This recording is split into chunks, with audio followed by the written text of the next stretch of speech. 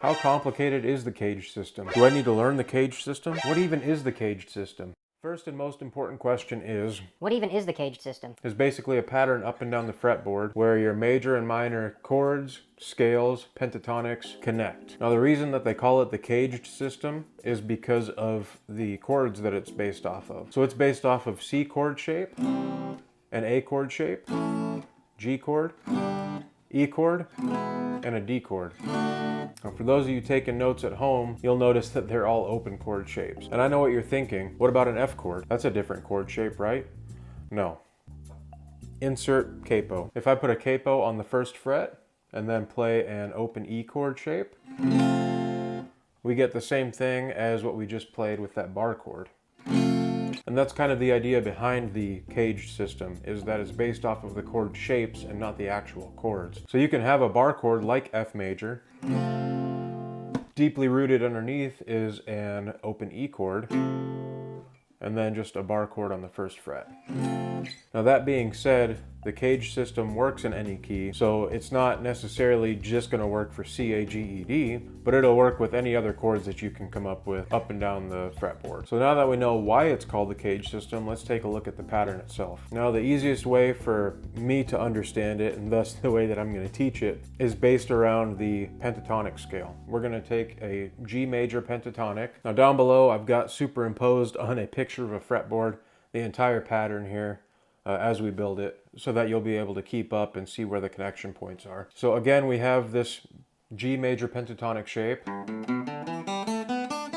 as our starting point. Funny enough, they call it the fifth position, basically because big music wants you to believe it's the fifth position.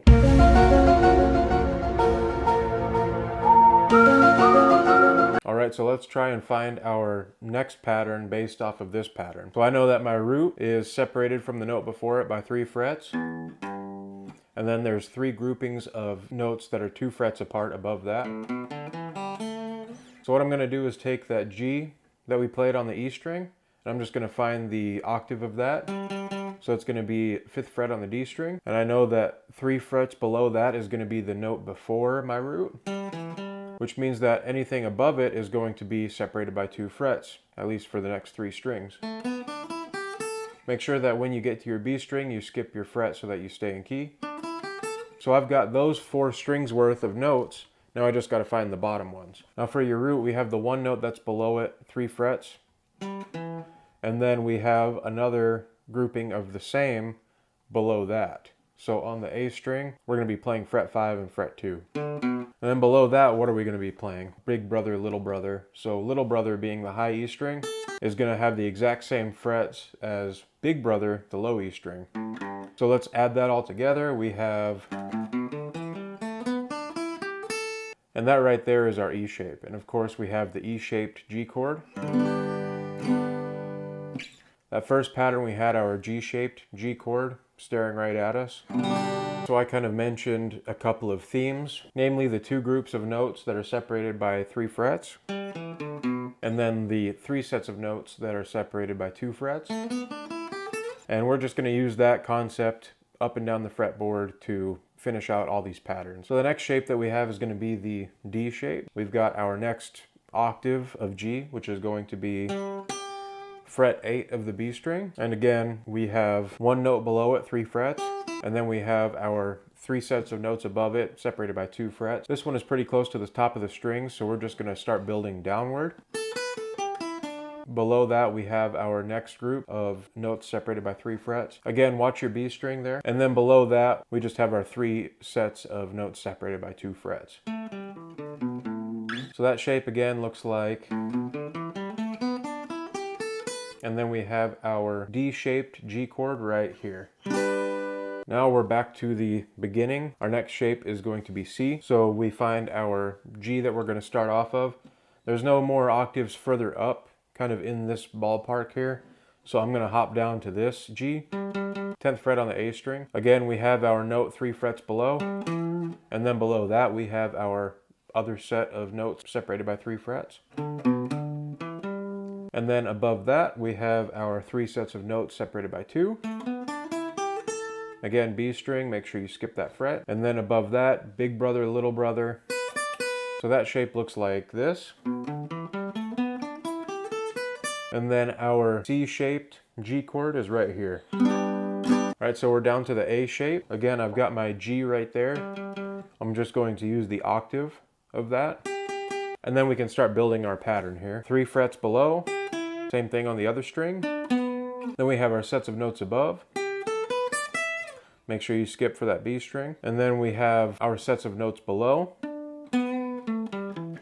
So that shape looks like this. And then our A-shaped G chord is right here. Now, as luck would have it, guitars only go up to 12 frets before they start over. So we're back to our G shape just higher up.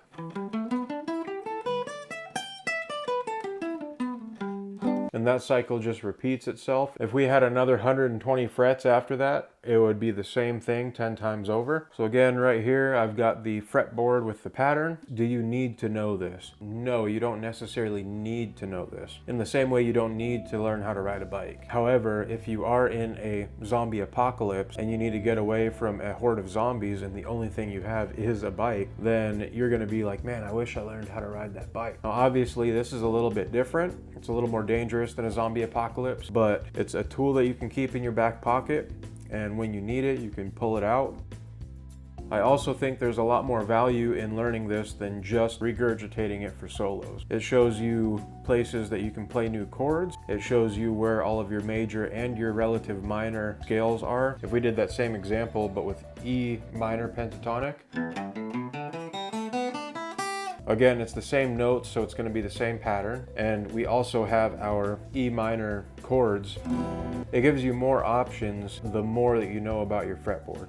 So that's why I think it's valuable to learn. In my opinion, it's kind of like if you're a carpenter for 20 years using only a hammer, and then you discover a nail gun or an apprentice. All of a sudden your life becomes much easier. All right, so I know that was a ton of information in a short time, and I hope that it was clear enough. If you have any questions, please leave them in the comments below. I would love to answer them. That's all I've got for you today. Thank you for watching, and have a good day.